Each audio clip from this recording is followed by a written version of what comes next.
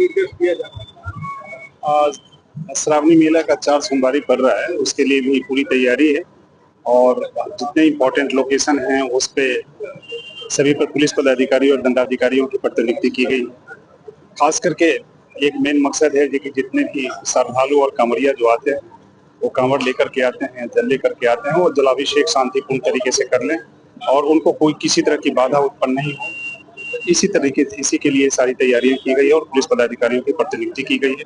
इसके लिए पर्याप्त मेडिकल कैंप्स की व्यवस्था भी की गई है, सिविल सर्जन भी है साथ में, उनको इसका निर्देश दिया गया है। गाड़ियों की पार्किंग के लिए जो पार्किंग की व्यवस्था की गई है और साफ सफाई के लिए जो एग्जीक्यूटिव ऑफिसर्स हैं नगर परिषद के लिए वो वहाँ पे रामरेखा घाट में और खास करके यहाँ पे कार्यपालक पदाधिकारी नगर पंचायत रामपुर हैं उसकी करेंगे।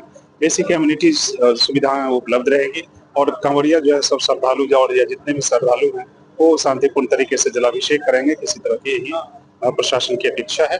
आप लोगों के माध्यम से भी यही भी अनुरोध करना चाह रहे हैं कि सारे जो श्रद्धालु हैं वो शांतिपूर्ण तरीके से आकर जलाभिषेक करें और प्रशासन उनको पूरी तरह से हर सुविधा उपलब्ध कराने के लिए तत्पर। बहुत बहुत हम लोग जान रहे हैं कि कल से सावन माह जो है वो प्रारंभ होने जा रहा है। इसको लेकर ही हम लोगों ने भी बैठक जो है कई बैठकें पदाधिकारियों के साथ भी की है और आज ब्रह्मेश्वर नाथ मंदिर की पूजा समिति के साथ भी हम लोगों की बैठक हुई है। इसमें हम लोगों का जो मेजर चैलेंज रहता है वो बाबा ब्रह्मेश्वर नाथ के मंदिर में, क्योंकि भारी संख्या में लोग यहाँ पे श्रद्धालु जो आते हैं और जलाभिषेक करते हैं और जो है कि रात से ही प्रारंभ हो जाता है और पूरा जो स्ट्रेच है हम लोगों का रामरेखा घाट से यहाँ तक लगभग 30 किलोमीटर की जो पैदल यात्रा करके जो आते हैं, तो हमारे लिए जो चुनौती रहेगी रामरेखा घाट को मैनेज करना रहेगा। इसके अलावा पूरे ही रोड पर, पूरे हाईवे पर भी हम लोगों को सुरक्षा मुहैया करानी होगी ताकि जो भी श्रद्धालुगण जो है पैदल यात्रा करते हैं उनको बिना किसी रुकावट के, बिना किसी परेशानी के वो अपनी यात्रा को संपन्न कर पाए।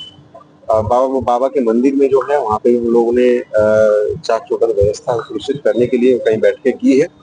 हम लोग की ये पूरी कोशिश रहेगी कि सुरक्षा के जो है कोई भी इस तरह की कोई भी चूक ना रहे जिससे कि कोई परेशानी रहे किसी को।